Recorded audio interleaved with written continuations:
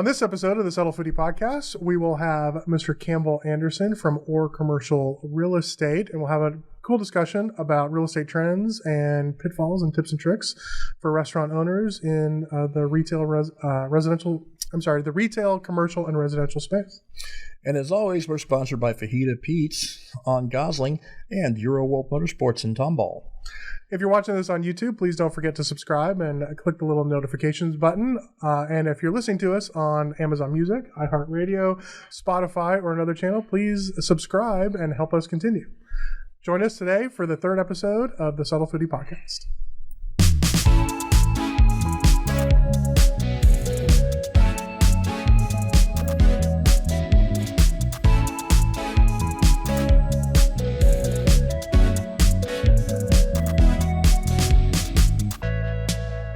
Hey guys, welcome to episode number 3 of the Subtle Foodie Podcast. I'm Anthony Campbell. Thanks for joining us. I'm here with my buddy Frank Lee, as always, from Euroworld Motorsports. Frank, good to see you again. Good to see you too, Anthony. Yeah. And I sure wish we had some Fajita Pete's to munch on today. I wish we did, but I'm on a juice cleanse, so I may not be on top of my game today. Less cheese, less meat, less yummy good stuff. Yeah, that's true. So we're here with Campbell Anderson. So Campbell is from ORR Commercial Real Estate. So we're going to talk a little bit about some real estate and some other stuff. Campbell, how are you? Doing well, guys. Thanks for having me. First time on the podcast, so just really excited. That's awesome. Don't worry about it. We can we won't make you divulge any secrets of the real estate industry that you would go to jail for. Well, being number 3 on the top 10 list of people on the podcast, that's where you are right now. Hey, as it's our third podcast. Yeah, I was always a C+ student. So oh, well, there you go. You're right in the middle. You're right in the middle of the pack. Well, so I know Campbell from my real estate dealings with Fajita Pete's, obviously. He's helped me find several locations now. It's interesting the way real estate in the restaurant industry works and how difficult it can be in the trends and the things that are going on right now, whether they're pandemic related or industry related or supply chain related. They're kind of all in there. But you are also a foodie, right? That is correct. Yeah. What is like you and I we've had a few meals together, but what is your go-to food, go-to meal? Yeah, so kind of funny. I grew up in El Paso in the desert, so everyone loves Mexican. Yeah. But if I had to choose, my favorite food is, I think, by far sushi. Oh, there you go. Where you get sushi? My favorite restaurant is MF Sushi in the Medical District in Houston. But obviously, that's the best. Yeah, MF was the place that I'm not a big fish eater. Like, I love shellfish and all that kind of stuff, but I'm not a big fish eater. But MF was the place I went to with my wife, and that like transformed me from eating, the California rolls and shrimp tempura rolls to actually eating really, really good high quality sushi. I mean, they were really one of the best places around. Absolutely, yeah. It's a special occasion place for sure, yeah. But it's just the experience and the ambiance. I don't think you can beat it. It's a great place, but I have to give a shout out for Hidden Omakase, which is a 18-seat omakase sushi place down near the Galleria, headed by Chef Nikki, and it is absolutely unbelievable. It's really cool. They call it Hidden Omakase because there's no sign or anything like that. It's just in this like nondescript strip center, and you go in. There's 2 seatings, one at 6:30 and one at 9, and all 18 people go in and they sit around like this U-shaped bar. And they all get served. Everybody gets served at the same time. The same thing at the same time, whatever's on the menu for that day. And we've been twice or 3 times, and it just blows me away every time. Hidden Omakase. Yeah. So omakase, right, is like the Japanese word for chef's choice or something like that. So it's basically you never know what's going to be on the menu. But if you're a sushi fan, it is really the place to go. I would highly recommend it. Yeah, I think I've seen Instagram ads for it. I need to get in on that. Yeah, you could definitely check mine because I post stuff about it all the time because it's so good. Yeah. It's just really, really unique. And it's funny because she brings together products from other chefs in the area into her dishes. So it's really. Are you looking it up, Frank? Yes, I am. It's it's on right there at it's down like near Sage, West Alabama, 1093, Sage, and Sage, correct. Super good. It actually takes. It's hard to get reservations because there's only 2 seatings and it's only a couple days and 18 seats. Yeah, and then that's downtown. Or the Galleria. That's expensive rent. Yeah. That means those 18 seats, you must be paying $300 a seat to cover rent. Less. It's actually, I think it's $150 a person for the meal, and then they do a la carte as BYOB as well. Oh. But they also do a little bit of a la carte when you're doing the omakase. You can have the option to get some extra stuff, but I think the base price is $150 right now. Speaking of which, as a real estate guy, how important is that, finding that great location for a restaurant? I mean, it's pivotal. It's everything. I think on a concept like that, where you're just so high quality and obviously you're drawing people who are probably looking for a little different experience. Location is probably not as important, just due to the fact that your clientele is very limited, right? Probably higher end groups celebrating or really wanting to try that concept versus a restaurant that maybe is an $18 meal ticket or something along those lines. Main and main is really important. Honestly, probably in my eyes, the most important thing. Mm-hmm. So yeah, I think getting the right location is everything for the foundation of the restaurant. And of course, at this point in your career, how many different business models of a restaurant have you witnessed in your time? I've seen everything from the 10,000 square foot high-end restaurant who has a full bar, might have a musician on the weekends, to what's becoming extremely popular now, to the 600 square foot freestanding to-go only drive-through concept, which obviously with the pandemic has really taken off. Yeah. So I've been kind of everywhere in between, local to national groups, and I kind of find a passion in the kind of operators that are maybe 2 to 10 locations, just because I think if you have a second location, you've obviously done something right with the first, right? Yeah. And then by the time it gets to 10, you've really done something right, but it hasn't gotten so corporate that it's kind of lost its original lust. And that's really kind of where I like to focus. Yeah. Well, and the format change. So through the pandemic, the format change of these restaurants has been pretty substantial. I mean, seeing all these restaurants that are traditionally dine-in have to pivot. I mean, we're not bringing up any new news here, but restaurants that have had to pivot from dine-in to take-out, and whether or not they can do that successfully has a lot to do with their location, and not just where they are in a city, but where they are even in a strip center or in a commercial area, right? Yeah, absolutely. Right now, I feel like the most popular kind of site is the smaller footprint, maybe 15 to 2,000 square feet in a shopping center, but then they want the ability to have a drive-through. Right. So they want to go in the end cap. And for those unfamiliar, when you look at a shopping center, the spaces that are in the middle are typically called inline, and so those are your interior spaces. And then the end cap are the 2 corner spaces. Developers now, you'll rarely see a site plan for a shopping center that the 2 end caps don't utilize a drive-through. Right. So we actually at a point now where even the construction of commercial real estate has changed because of the pandemic. Absolutely. Yeah, there's no doubt about it. That's a huge issue. In fact, I'll bring up what you and I went through when we looked for a second location in an area north of the Woodlands, where the retail center was at an odd depth. And so when you look at a retail center, they can be any depth and width.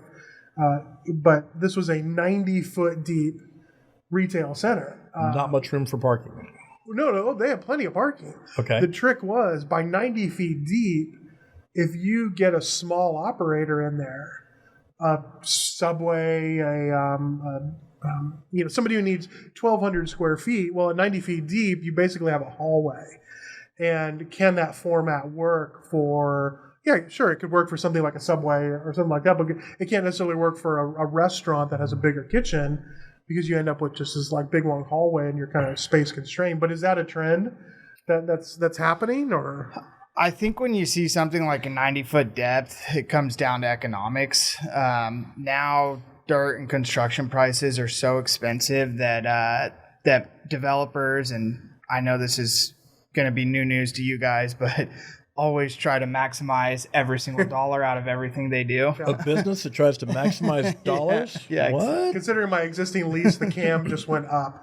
Yeah. And they're trying to recapture prior dollars as well. Yeah. And so that makes it really difficult for a lot of operators. So when you see 90-foot depths like that, the developer is probably into the dirt, pretty expensive, and just trying to maximize the every square inch, the NOI on the property. And it makes it really hard on groups like Fajita Pete's or Tips Treats or whoever that, hey, most of our business is out the door, but we still need the ability to produce our product. Right. Here, let me go back a half step.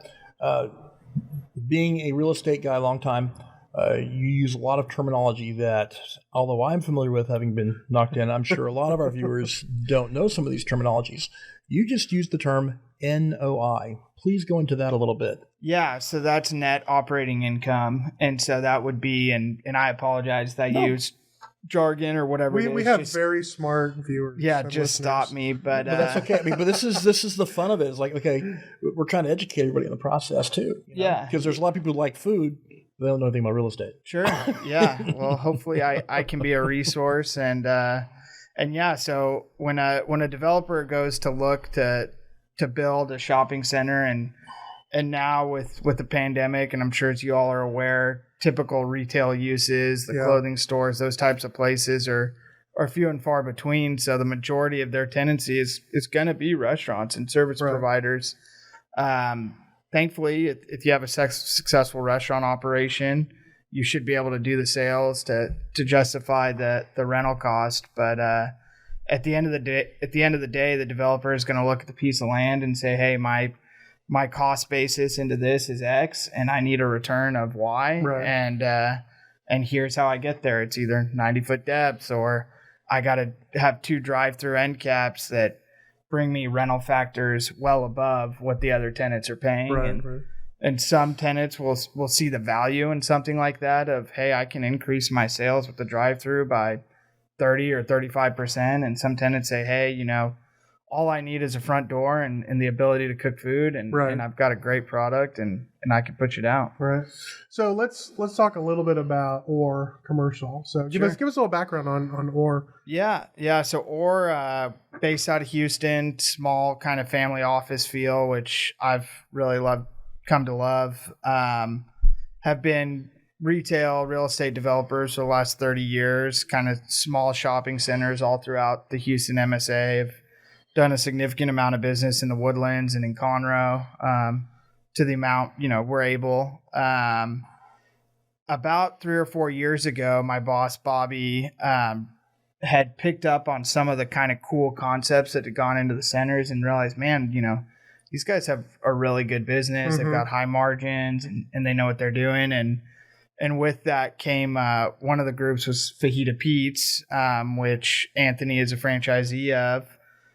Really cool concept, and began to really kind of look in at, hey, restaurants seem to be taking off. Right. So we've actually invested in a couple restaurant concepts, and my focus, obviously kind of loving food and restaurants being so active over the last 5 years, has really kind of been in restaurant real estate, whether it's the expansion of existing brands, kind of redeveloping or repositioning existing restaurants. So I've been very fortunate that I get to wear a couple hats, both on the development side and the tenant rep side. And tenant rep is just representing the restaurant operator or whoever is going into the center. So gotcha. Well, going back to that leads me to another question.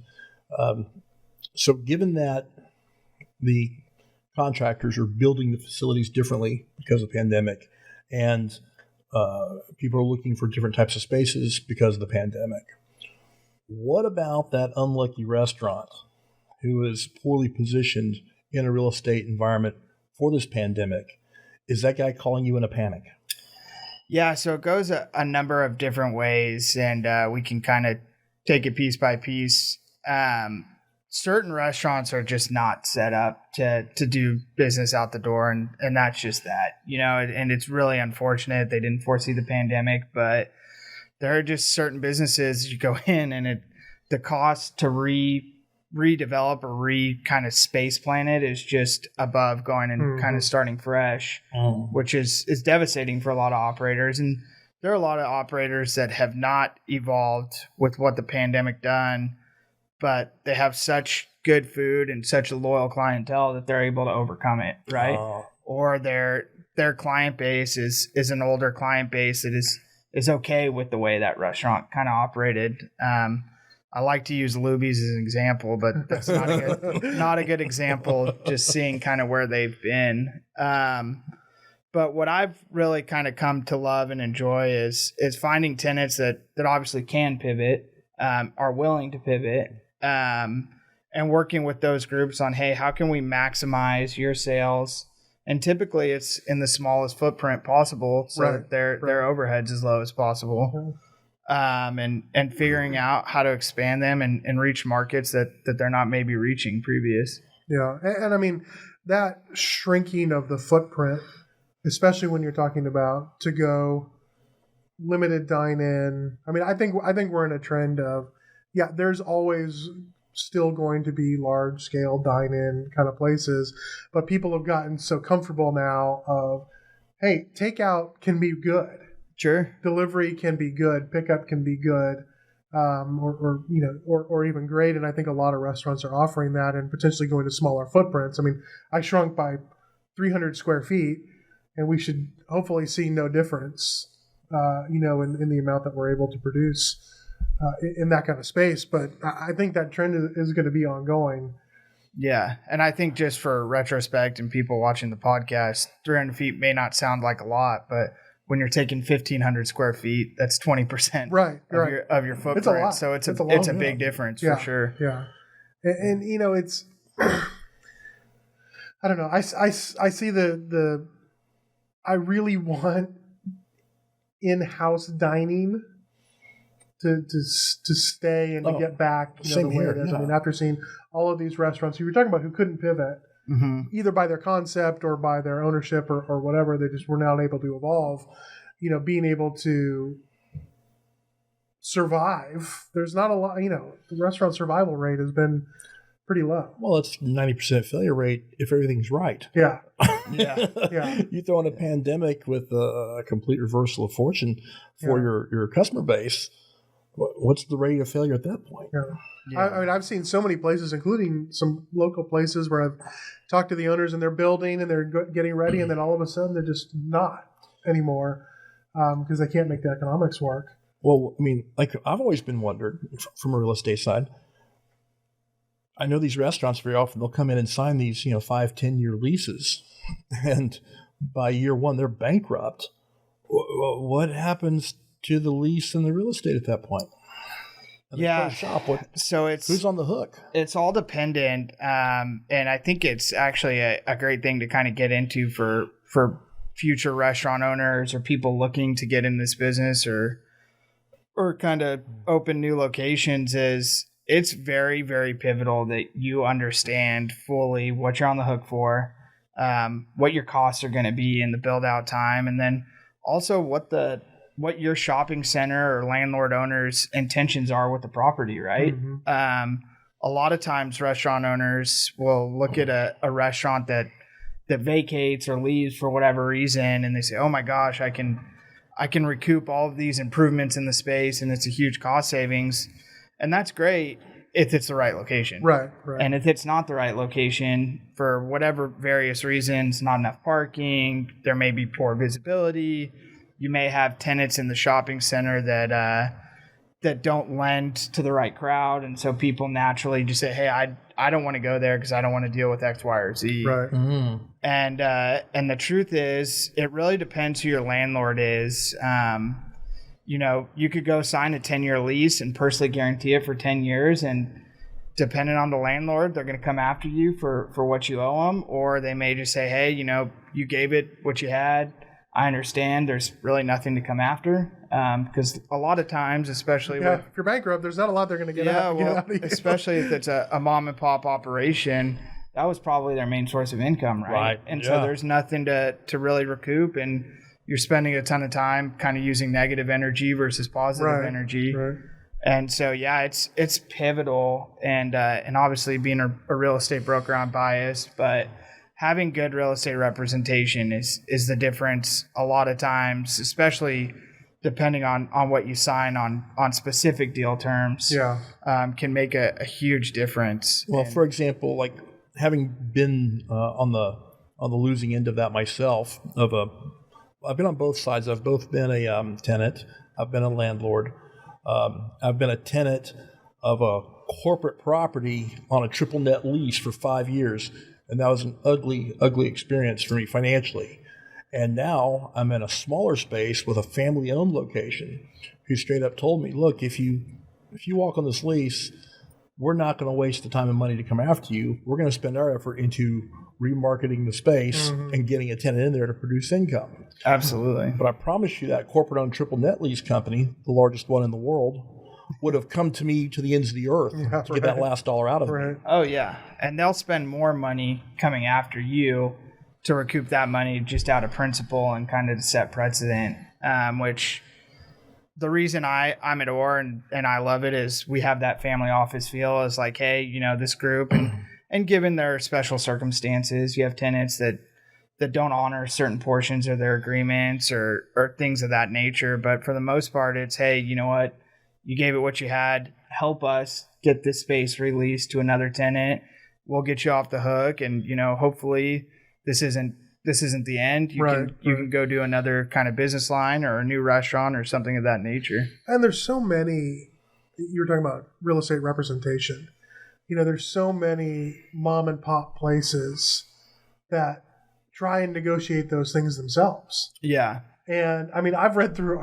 Actually, I'll take that back. I may not have fully read through our lease because there's just stuff that I'm not going to understand as a layman, who's been in the corporate world for years and years and years. I'm not going to understand all of that.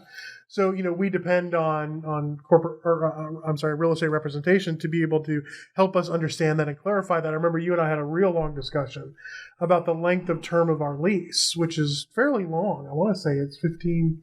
I think 10 years. Yeah. Which is longer than the one we had done prior, but there were reasons to do that. They're beneficial reasons, but obviously then there's obviously negative, potential there as well. Yeah, and I think in those scenarios, it comes down to having a knowledgeable real estate broker. Like in the case of Anthony, I knew those guys wanted to sell the property. And so with Anthony going in, I knew that we could push them as hard as we could to get as many build out dollars and concessions and things of that nature for him to have the most favorable terms possible. Because at the end of the day, their goal was to sell it and make a profit on the sale, which a lot of times tenants will get weary. Oh, the landlord's going to sell. Right. I could be in trouble X, Y, and Z. And actually it's a really good thing if you know it on the front end, because you can maximize what you need to do to get in there. Yeah, right. Information is key. Absolutely. Information is always key. So, we could spend hours and hours and episodes talking about this, but that's what we're here to do, actually. I'm sorry. That's what we're here to do.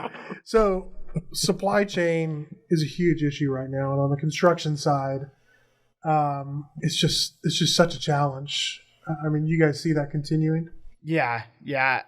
It's on both sides, both the landlord and the tenant. Construction costs have risen 20% annually over the last, call it 5 to 7 years. So that's better than the stock market. Yeah. I wish I had invested early in some of these construction companies. I wish I owned a whole bunch of trees right now. I could cut down into lumber and sell. Yeah, that's right. But supply chain is really difficult, and obviously just hiring employees has been very, very difficult for. So even on the real estate side. Real estate, thankfully, has not been as bad. I've really kind of seen it more on the operator side. Of course. Real estate typically is kind of as you know, I'm going to speak in layman's terms, is a white collar industry, and typically a lot of people, when they get into a comfortable position, are not going to leave unless they're pushed out or forced out, and so that can be the difference in a really great real estate company and not a great company is someone that's stagnant, doesn't want to push. You see a lot of younger people are a lot more hungry than the people that are established. Exactly. And so it's not always the worst thing to use younger personnel as long as they're knowledgeable. Right. But yes, supply chain has been very difficult. Hiring has been very difficult. And then even worse, to add on to those types of deals, is the permitting process has been very, very tough in many municipalities. Let's talk about the permitting processes. Say, what's the permitting process like out here in the Woodlands versus downtown? Yeah, so the Woodlands, I think, has a much better process than City of Houston, and it could be due to a number of factors. The thing with the City of Houston is just the size, right? Yeah. And so they see so many permits every day, and with the hiring portion, much like the restaurant industry, is they're hiring and firing all the time, but the permitting process is pretty tedious. And so when you have someone who's 2 weeks old, likelihood is they're not that well educated on what's required, what's not required. And so with that lack of knowledge comes them just saying, oh, this isn't correct or that's not correct. And the unfortunate part is it always falls back on the tenant. Yeah, the tenant is the one who suffers, and it's really not fair. Yeah. But that's the reality. That's been one of our biggest challenges.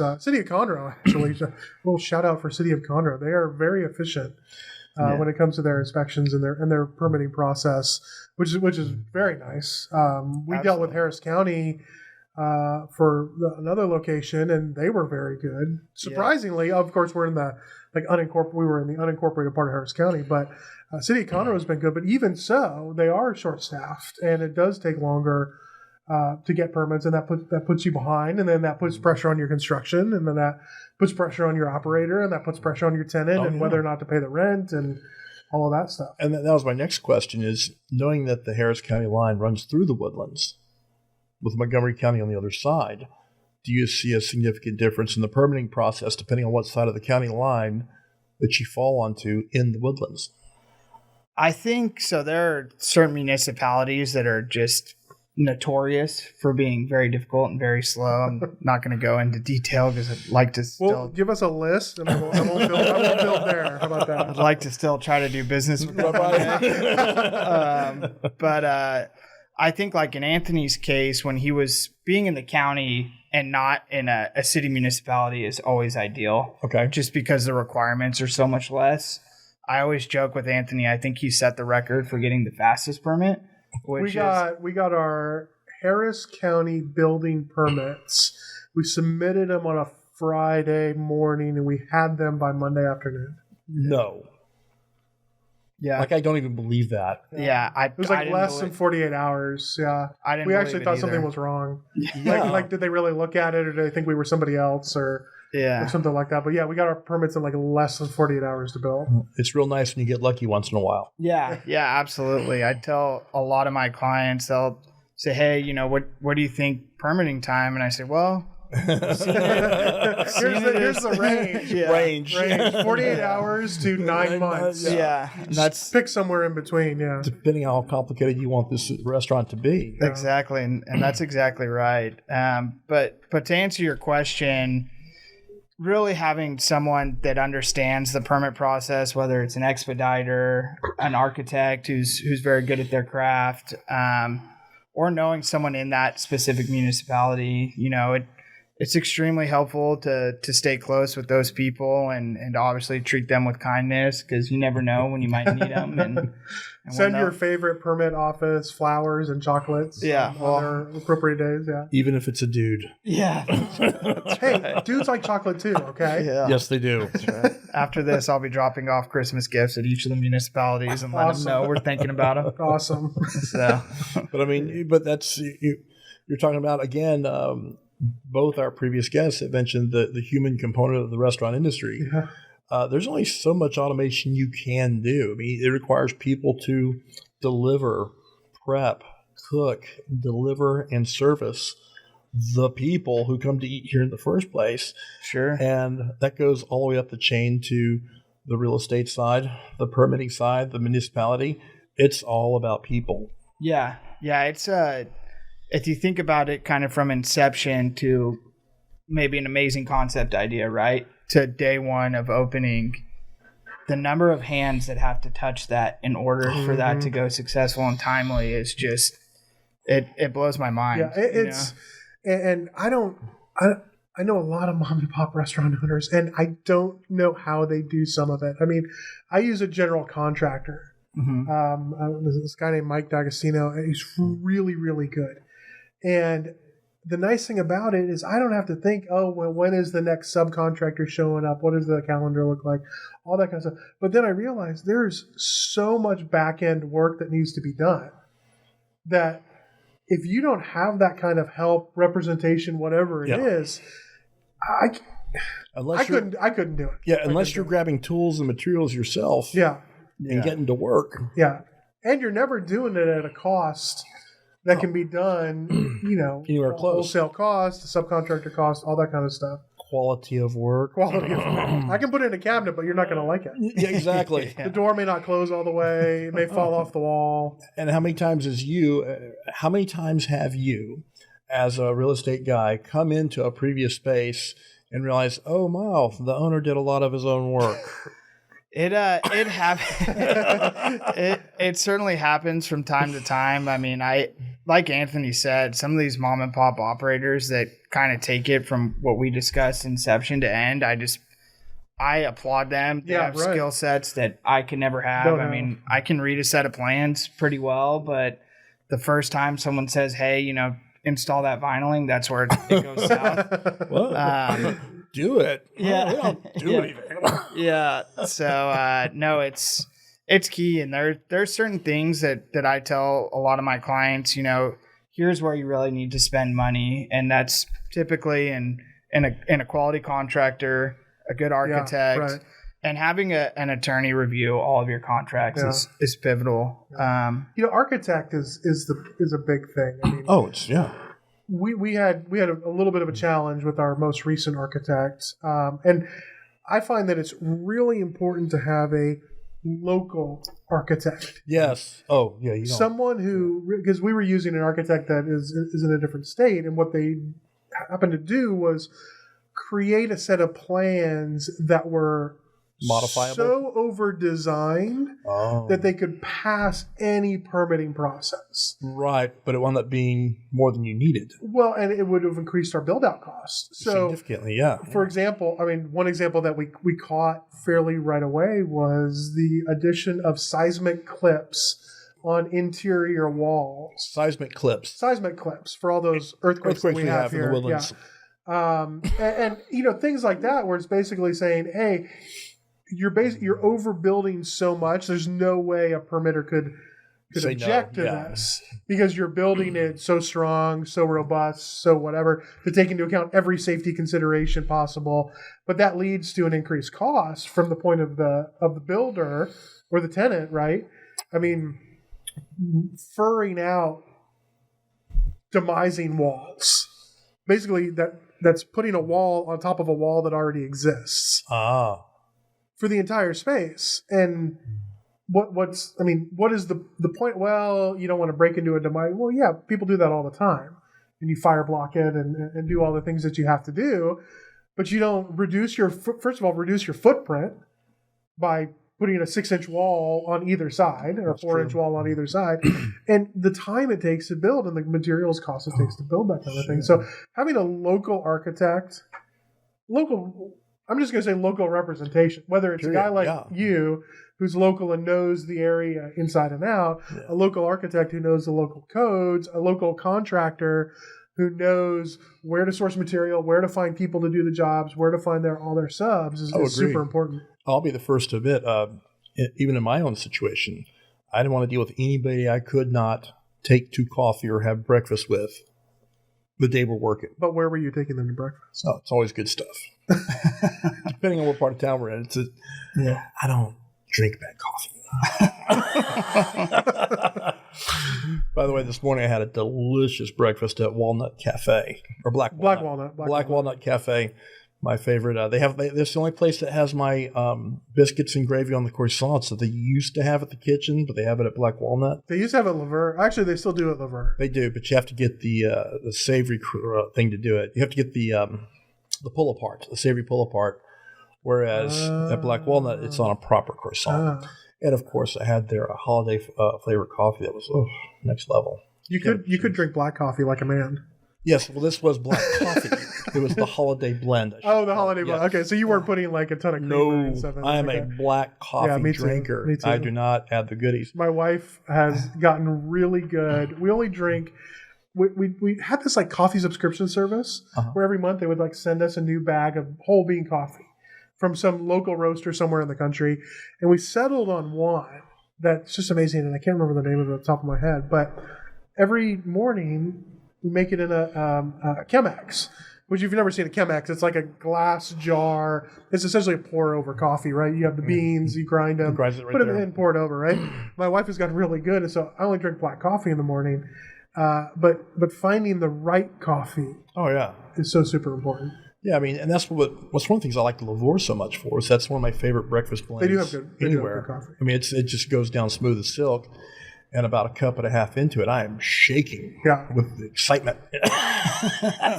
With excitement. Yes. Yeah. But I wanted to go back to a statement you made about a good attorney. Years ago, I lived in Atlanta, and a friend of mine who was an attorney, a corporate law attorney, which means he reviews a lot of contracts. And he had said to me, Frank, if you ever consider getting a commercial space, be sure and get an attorney. And I said, so why is that so important if I can read English and legal myself? He said, well, here's an example for you. And the example was a friend of his wanted to get this space. He had gotten the lease. He was reading through it. It didn't make sense to him. He called my friend, the attorney, and said, hey, would you take a look at this real quick? Because I'm not quite sure what I'm looking at. So he said, I looked at the lease, Frank, and I'm going through it, and I can't believe what I'm reading. And I've got this thing so covered in red ink, it's bleeding to death. And I sent it back to him. I said, this is not an acceptable lease. He said, okay, well, I'm going to send it back to the landlord and let you know what he says back. And he said, Frank, the guy called me back 2 hours later. And the landlord said to him, oh, no worries. Well, we're going to send you another lease. That lease we gave you is for people who don't have attorneys. Yeah. It's Have you seen that yourself? You deal with that typically on kind of the major players that they're gonna, and all landlords are gonna do this, is they're gonna protect themselves to the nth degree, right? Yeah. And so you have cough, triple net, cough, triple net. yeah. And so you have to be really wary. I mean, obviously all my clients and what's most important is to work with them to get what they want, right? Mm-hmm. And that's my fiduciary duty. But there are certainly times I let them know, hey, this landlord is known for doing X, Y, and Z, and you just really need to be careful when looking at certain things. And that landlord may have the best spot on the planet, right? Yeah. And so if that's the case, you got to work through that and figure that out. And there's other times to say, hey, I've worked with this landlord in the past, extremely honorable, extremely fair. I think you're going to be in really good hands. And it all comes down to just feel and experience. Yeah. That representation is key. I mean, I know you and I talked about one potential landlord or developer that is, you kind of tiered them out for me. Yeah. Tier A, tier B, tier C, whatever. And, where the one that we were looking at was just kind of a global, I'll call it a global power, nationwide power, where you're not going to have a lot of leverage as a small business owner, but you can go to another one and you say, oh, well, yeah, and your experience told us that, hey, this is a great landlord. They're not a tier A, but you can have a little negotiating power. They'll work with you. They're going to be a little more, convenient to deal with. And I think that's a huge deal. But again, that's something that a small business owner, right, doesn't have until they talk to someone with that knowledge. Yeah, absolutely. And what I would tell all prospective tenants or business owners is that brokers come at no cost. The landlord pays That's for true. them. So That's true. It's only in your benefit to the landlord pays for the broker. Yeah. So when you go to sign a lease and the lease is signed and they're building out, like typically if I'm representing Anthony, I'll send the landlord an invoice for a percentage of the base rent, and that's my fee, and my fee comes to no charge of Anthony. So using a broker is not a bad thing in any. So the landlord is paying for representation against himself. Correct. And typically he'll have a representative. Yeah, and he'll have a representative as well. And so typically I'll negotiate with that person, and then, the landlord will likely have an attorney, tenant will have an attorney. So by the time it's all said and done, there's 8 to 10 hands kind of in the pot and trying to kind of come to an agreement. Which is why my mother begged me to go to law school. That's right. That's right. Yeah. So I love the discussion, because this is just information just people just don't have. Well, no, this is the beauty of the podcast. I love it that people would come to watch our podcast and go, wow, I learned so much today. And I really like this guy here. If you didn't like you might want to have watch out when you walk to your car. Yeah, that's right. Just in case. That's right. But I do want to talk about food a little bit. I want to highlight something that I had the other day that I was shocked by. So there is a new place. You like Italian food? I do. So used to go to Italy all the time before the pandemic. Spent a lot of time there. One of my favorite things is the kind of I call it a trattoria, but it's more like the breakfasty cafe kind of place. They're not called trattorias? Yeah. Kind of are, but... And were you in the Tuscan region? Because they love that word trattoria. I mean, all over Italy, you have kind of the same concept for breakfast, which is nobody eats a lot of breakfast. No. I mean, it's not... You're having a cappuccino, right? Or an espresso with water and maybe a baked good or something like that. But a lot of times, it's like a flatbread-style pizza or a little focaccia sandwich or something like that. It's just very, very, very simple, whatever it is. So over off Sawdust, off Borough Parks Road, behind the 19th hole, is a new place called Tosca, Tosca, Italian Gourmet, and they just opened. They're like in their soft open, so don't slam them. Well, I'm trying to figure out how you have the time to eat as many different restaurants. I don't know. I make time. And how do you find them? I make time. Actually, the how you find them is kind of interesting. There's a lot of resources in finding those kinds of things. I like whatever that community paper is that gets delivered. It's not like The Village or anything like that. It's a book, like a fold over newspapery kind of style. Community Impact. That's what it's called. Oh, okay. I'm trying to remember. But they always have like openings and closings and new restaurants and real estate and all sorts of things. But this Tosca Italian Gourmet, so this guy, it's run by a guy named Mario. He's from Florence. And like legit. Oh, like total legit. And unbelievable coffee, first of all. Espresso, real true espresso. And then he does these focaccia sandwiches with like prosciutto cotto and all sorts of different things. And then he does baked goods, and then he's doing pizzas, but these big, they're not cooked to order, they're flatbread style pizzas where you take off a square and that's what you have and stuff. Unbelievable. I went there the other day. It's unbelievable. I brought some stuff home. And super good sandwiches, but I'm a huge Italian fan. I'll need to try that. Tosca, Tosca. Tosca, yeah. It's on Burroughs Park Drive. There you go.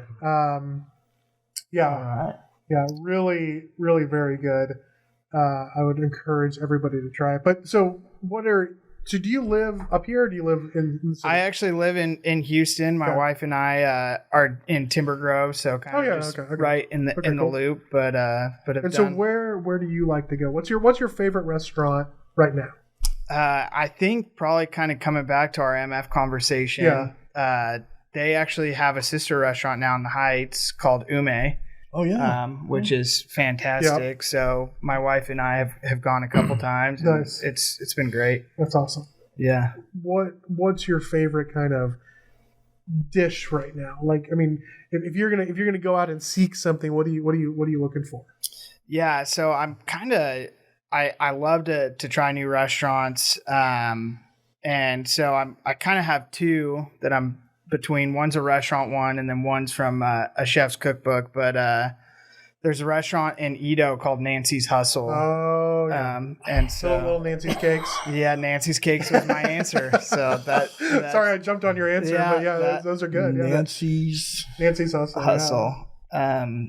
And then kind of something I can make at home. There's a chef called Alex Snodgrass who made a book called or cookbook, Define Dish, which is Whole30. It's just kind of easy, healthy recipes, kind of family stuff. But she's got this kale Caesar salad that you make your own Caesar dressing. Yeah, right. And it's, man, I've been on that kick for a while. That's awesome. So there's only a couple of things I love kale in. And one of them is the coleslaw from Corkscrew Barbecue. She puts kale in it with the cabbage, and it's really, really good. Okay. But it's primarily because you can't taste the kale. Right, that's what makes it. That's what makes it really good. Although I heard a really good recipe for kale is you take a big saute pan, get the bunch of kale, get it into the pan, get some good coconut oil on it, because coconut oil makes it really easy for the whole thing to slip into the trash can. Ah, yes, slides right off. There you go. Yeah, I do have. So you were talking about favorite dishes. So I went to Trattoria Sofia, which is Ben Berg's new place in the Heights. Yeah. And it's rustic Italian. They call it a trattoria, but it's a little pricier than that. But fantastic pastas. Yeah. Fantastic pastas. And then right down the street is Chivos, which is our friend of Taste Buds, Thomas Billy, who had Belly of the Beast up in Old Town Spring, is now the executive chef of Chivos, which is a Mexican-American take, but really interesting that it goes way beyond Mexican and or Tex-Mex. Really, really interesting. I mean, there's some Szechuan flavors and all sorts of different things. Yeah, that sounds awesome. I'm upset because I was at Trattoria Sofia and I ran into Thomas. And he keeps asking me, when am I going to go to Chivos? Because I haven't been there yet. Because they're only open for dinner, and I'm never down there like at dinner time. I'm only down there at lunch, and I ran into him at a different restaurant just down the street from his. He's like, "Oh, so you'll go here, but you won't go there." Yeah. Well, so talk to me about when it comes to restaurants. In the last 6 months, what has been the most common type of restaurant that you've helped open? Yeah, so I do a variety of work, and the most common kind of restaurants I've helped, obviously post-pandemic, have been smaller footprint, primarily focused on to-go. I do have a real passion for helping kind of chef-driven concepts, just because being a foodie, and I think goes back to our conversation, and I hope I didn't negate or I guess intimidate any future kind of chefs or restaurant owners into thinking you only have to do to-go to be successful, because that's not the case. Because I'm going to sit down, I'm going to ask you for your top 10 pieces of advice to a new restaurateur at the end of this as Sure. well. So. Yeah, absolutely. But I love kind of helping chef-driven restaurants that just open a restaurant that has an experience and an ambiance. You know, I'm young. I have a wife. We have a baby on the way, which is super exciting. Nice. Congratulations. So we're trying to soak up the last bit of single adulthood. Exactly. You can do, My wife and I had a life before our kids. Yeah. Tell me about it. Because after this, it's all school cafeteria crap and all those events you have to go to. And that's right. Let me tell you the coffee they serve there. I don't want to think about it. School cafeteria. That's pasta. a coffee that you want to put a lot of creamer in. Bring your own creamer. Bring your own creamer. Mine's flavored. Yeah, that's right. So we try to get out once a week and try a new restaurant or something, which is really exciting. But yeah, I think really I work a ton in kind of the to-go world just because that's where it is now. But there are so many good creative kind of chefs and business owners that see potential in sites and totally understand that market. And I love helping them on the real estate and the economic side. You know? Well, have you ever brought an idea to a customer who was thinking one way, and you said, well, have you ever considered this other thing, and completely changed their point of view on it? So I would say typically the groups I work with are going to know what they want, but there are certain things that they may not have thought about in realms of just kind of flow or whatever it is in the restaurant. I've never really given sound enough advice for them to ever change a menu item or anything like that. And thankfully they haven't listened to me. But there are certain times, especially with operators who may be a little more casual, it's like, hey, have you considered the fact, your counter is way back and you're anticipating doing 60% to go.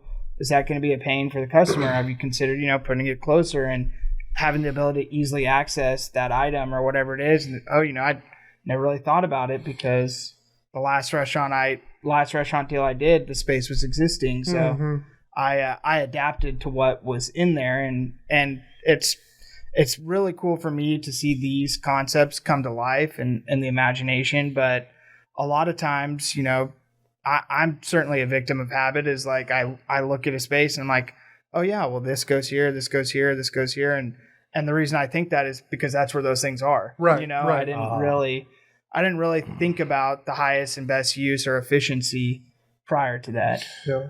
Well, I mean, and that speaks to an important point. And again, how important is real estate what choice of real estate to that restaurant owner? Yeah. It's crucial. I mean, absolutely crucial. And don't get me wrong, taking second gen restaurant is a huge cost saving, especially if it's in the right area and it's a similar use, right? Right. So if you're gonna be a high end chef restaurant, going into a former Jimmy John's is probably not your best idea, right? Like that's just the equipment's going to be a little different. Exactly, the flow is going to be different, and so working with restaurateurs on kind of blank canvases is always super, super exciting, but it comes with its pitfalls just because it comes with its cost. Exactly. We blank canvassed one unit, and then this one we're not in a second gen, but we're in what's called a white box, right? Sure. Where we still had to do a whole bunch of stuff, but we had a lot of existing infrastructure around. But it's tough, and we all know cursed location. Oh. Yeah, we'll all joke about it. We'll say, "Oh, this is a cursed location." There was a red lot. There was a place on the west side of 45, just north of Research Forest, that it was a cursed location. It had like a German restaurant, a Chinese restaurant, a Mexican restaurant, and nothing ever survived until they tore the building down and built Mia's Table is what's in that space now. Okay, yeah, I think I know what you're talking about. They literally had to destroy the entire place and build again. Whiskey Cake, Frank, which you and I went to the other day after the podcast, which has a great pork chop, by the way. Great pictures. That was an old Red Lobster. No and way. then it got changed into something else, and then it went into a My Fit Foods. Which why do you need it? That's where the My Fit Foods was. Yeah, and then they literally tore the entire place down. That was a complete rebuild. It was a complete ground up to build. I had no idea. See, now going back to that makes me think of another location here in the Woodlands where a prominent restaurateur that you and I both know opened a chicken concept. And although I thought the food was good, I was shocked that only 3 months later, he shut it down. Yeah. And as a guy who was in the middle of a commercial triple net contract lease myself, all I could think was, dear God, what is that going to cost? Yeah. Yeah. And there was a restaurant that was in there before. And the build out on that was very expensive. And so, is that location possibly cursed? I think that's in a weird visibility location. That's got a visibility problem. Okay. I mean, I know a couple of restaurants within our own fleet that have problems, and it's not so much that the location doesn't get traffic; it's that it's in a weirdly inaccessible spot in a shopping center. Like you have to go down the feeder road and come up, and then drive in front of the Walmart, or do whatever. But that particular location is in it's way behind all the trees. You never see it. There's no good frontage. There's no good signage. Were you surprised that you chose that location to begin with? No. Because it's an end cap. It had a patio. He built a good bar. It had all those it had a lot of good reasons to be there. There's a lot of good reasons. I think the execution was just difficult, and The chicken was difficult. I thought it was. I was blown away when I walked in and saw the open chicken pit. Yeah. To the right of the door when you walk in, and so when it was in July and it was 105 degrees outside, you walked into a 120-degree heat wave off the grill as you walk in. Which looks great, like from a visual standpoint. It's I started sweating even more walking in the door. Yeah. Well, if you have a problem with the air conditioner and that hood's not working, that's above that grill. Yeah, you're in trouble. And what all I could think about was how much is that heating the restaurant and overworking his air conditioning, making that cost. Absolutely. Yeah. So I want to cover our questionnaire. Sure. So this is funny, and I always say this. So this is shamelessly ripped off from the Inside the Actor Studio. If you've ever seen it by James Lipton, I always date myself when I say that because I don't think people see it anymore. But this is a questionnaire that was done by them to actors. Is a one-on-one, but almost like a lightning round. There we go. This was also ripped off from another French TV show, which was again ripped off from Marcel Proust. So, it means it's good then. It's good. It's good. Now I have changed it because there were some things that are not inappropriate, but irrelevant. So, question number 1: what is your favorite food? I think I have to go with sushi. Sushi. There you go. What is your least favorite food? I cannot stand black olives. We are right on board with that together. I am not a fan of black olives. My wife is a black olive freak. Yeah. And so when she orders pizza, I have to sit there just one by one. Yeah. They make a thing now where you can get like half pizza. Oh, yeah. One side half. And let me tell you how many times they get that wrong. Yeah. Shout out to RC's, though. Their pizza, it's between them and, frankly, Jets for me. Yeah. Jets is the only thick crust. It's the only Detroit.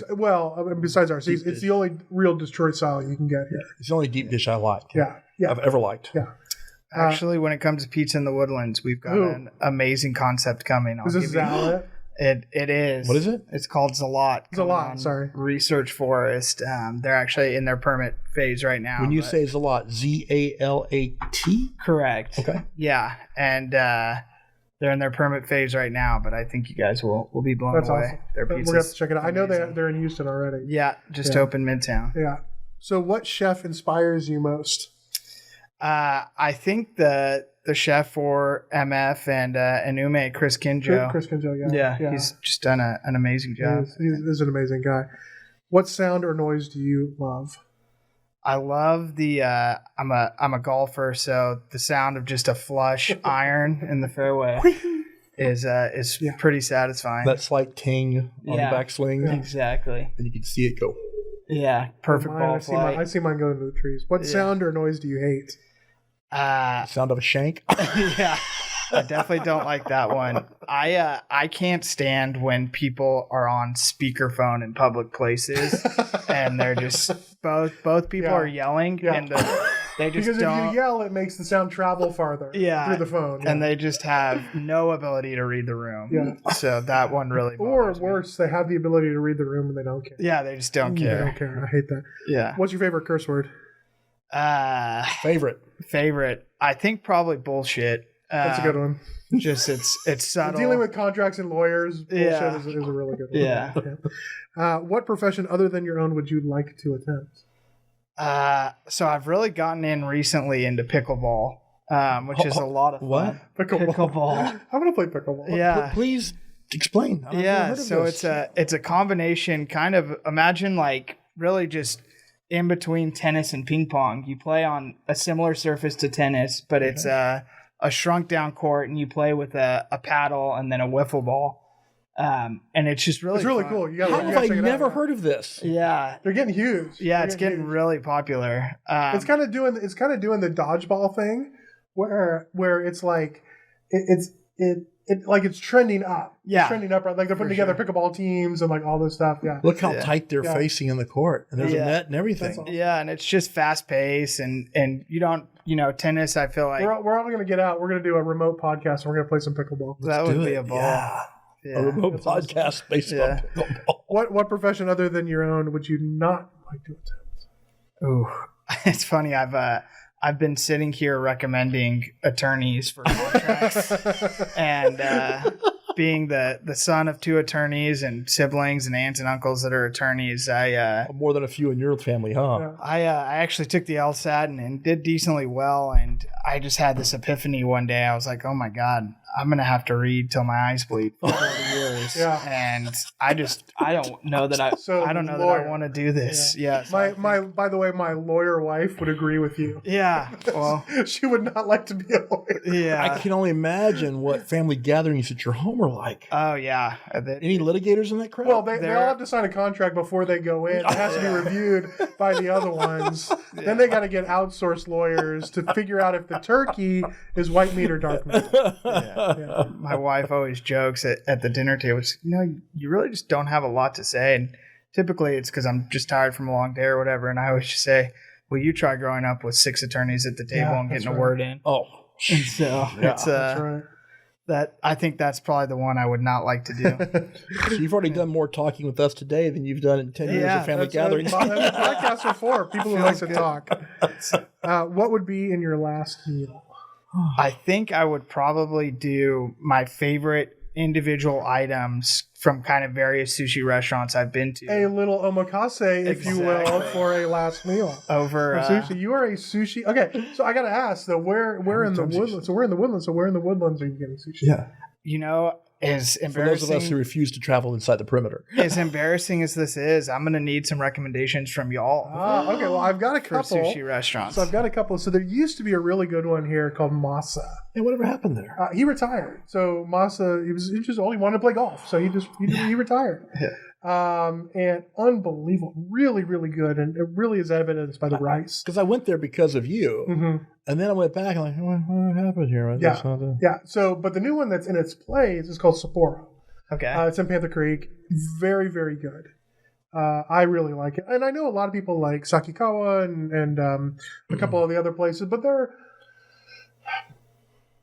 average, above average, but they're the normal everyday sushi that you can get, you know, the rolls and the nigiri and things like that. But it's the rice that really makes a difference for me. And the only two places I've really had good sushi rice is Sapporo and Uni, which is in I do like uni, which is in Market Streets. Very good. And Uni's good. It's kind of upscaley. Sapporo's very low key. I mean, not as pretentious. Not as pretentious, and they'll do some off-menu stuff for you. If there's something interesting that you want, they can do a lot of off-menu stuff. I once mentioned the word off menu at Uni, and the bouncer came up to me and told me I had to leave. What were you ordering off-menu? You know, I thought hamburger was a sushi. Well, that's only if you eat it raw. You have to eat it raw. No, I wanted it well done, And then- like my sushi. Nice. I love it. So let's cover a little bit more of the woodlands. What do you, besides sushi, because we know you're a sushi fan. Yeah. What else are you eating around here? I loved the joint that we went to for lunch. Uli's Mexican Kitchen. Oh, Uli's is fantastic. You're a big fan of that place. I like Uli's. You've posted about it several times. I have, and it's because it's a family-owned place. Sure. Uli's there all the time. But it is Mexican. It's not Tex-Mex. Right. You're not getting, taco. Well, you are, but you're getting Mexican style birria tacos, Oaxacan style, Jalisco style.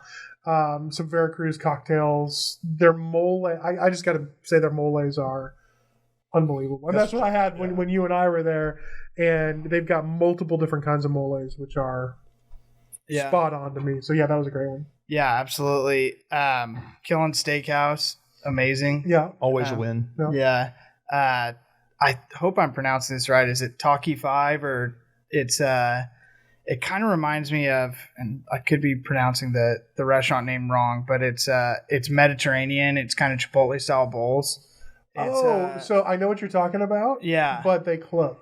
Oh, really? Yeah. Man.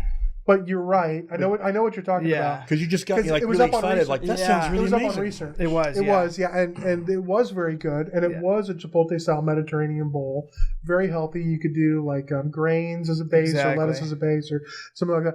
Was very, very good, but they did close, and there is a pizza joint going in there, but family owned, pizza joint out of New Orleans. They're from New Orleans. Interesting. And I can't remember the name off the top of my head, but I'll remember in a minute.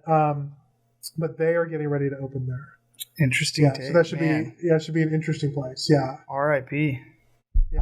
Yeah, it was very good though. You're spot on. I did go to Killen's Barbecue the other day and had their birria tacos. Yeah. You're shaking your head. I'm shaking my head. Unfortunately, I thought we don't do negative reviews here at We don't. Yeah. It's an expectation level. It's like, I know what a birria taco should taste like, and it really should come from a taco truck. It should come on paper with a plastic or a paper plate and all that stuff. And it was good because their barbecue is good, but it was a little like too far of a reach, I think. When you say reach, like too nice? Or? No, it just didn't have that. It was made with brisket, which was good, but it just, I don't know, it just didn't have that taste. See, and I would probably munch into it and go, "This is the greatest taco I've ever had." What is Anthony talking about? We have to get you some better tacos. But you don't necessarily go to a barbecue place for a taco. No, that's true. true. To a barbecue place for barbecue, right? That's true. That's there's a lot about maintaining the line of what you are. Yeah, and because you make staying true to your roots. And the thing is, I'm betting what you had was probably very good for what it was. Sure. Because it's going to have their version of it. Sure, yeah. But if you have an expectation in your mind, then you're going to feel like, you got it wrong. And it's like if you go to sip some iced tea, but it's a Coke. Yeah. And the shock, you're like, no! Or worse, it's a Dr. Pepper. And you're expecting iced tea? That hurts. Yeah. It's physical pain. Well, this was awesome. Campbell, thank you so much. Guys, thank you so much for having me. Giving us such insight to the real estate world. Yeah. I love it. I think it's great. I will say ORR and yourself have been very helpful to me in all of our dealings, and I appreciate that. But thanks for coming in. So if you need a commercial real estate guy for your next restaurant opening, and before we quit, I wanted to go back to a series of questions I'd prepped him for earlier, just briefly. Yes. What is your top 3 or top 5 pieces of advice to someone who wants to open a restaurant to limit that intimidation factor of wanting to open a restaurant? Yeah, absolutely.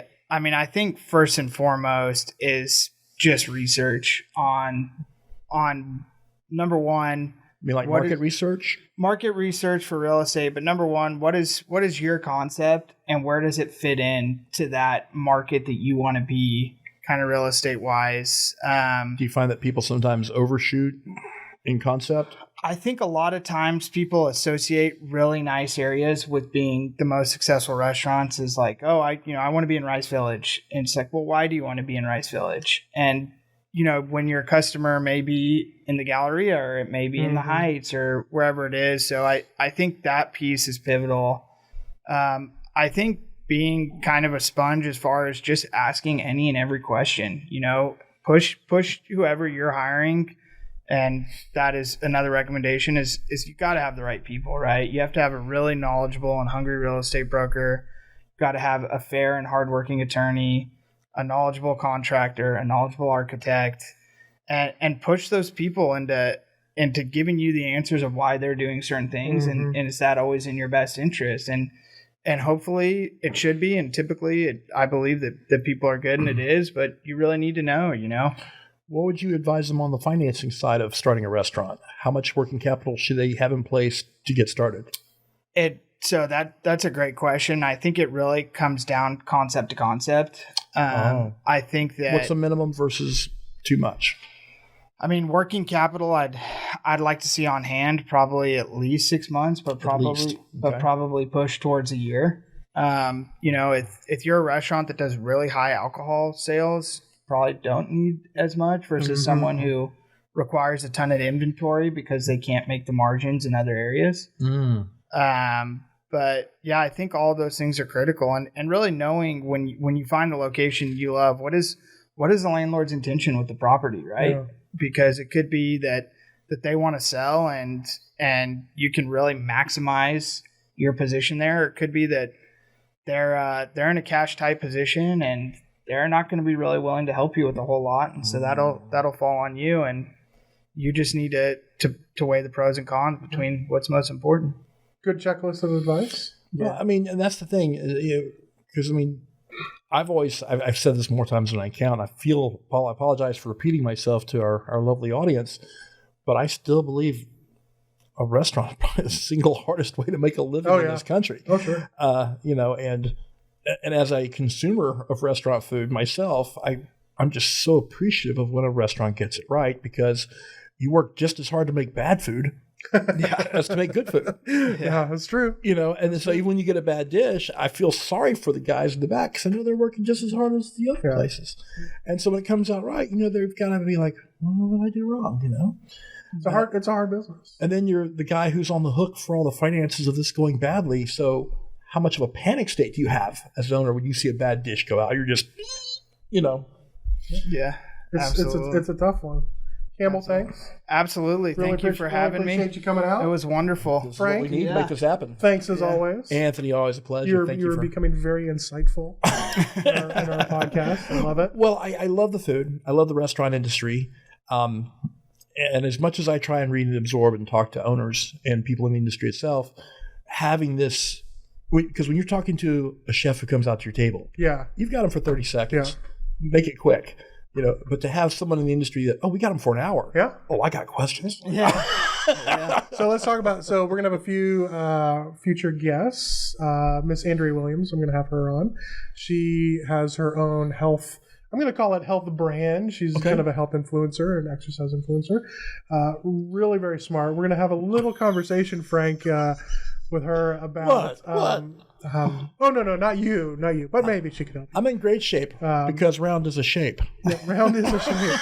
But we are going to talk about some of the health issues of food and concepts. And you and I brought up the a Beyond Burger looks great, but what the hell was that? What was processed into that, and some of that kind of stuff, and it's really sanity in the food and health kind of area. If you are watching this on YouTube, please don't forget to subscribe. Click the little notifications button. If you're watching this or if you're listening to this on iHeartRadio, Amazon Radio, or Amazon Music, Spotify. Wow, we're everywhere. We're everywhere. Please do not forget to subscribe, because that's awesome. That helps us find more people and get more stuff. So thank you all for joining us, and we'll see you on episode 4. Absolutely. Thanks again, guys. Thanks, Campbell.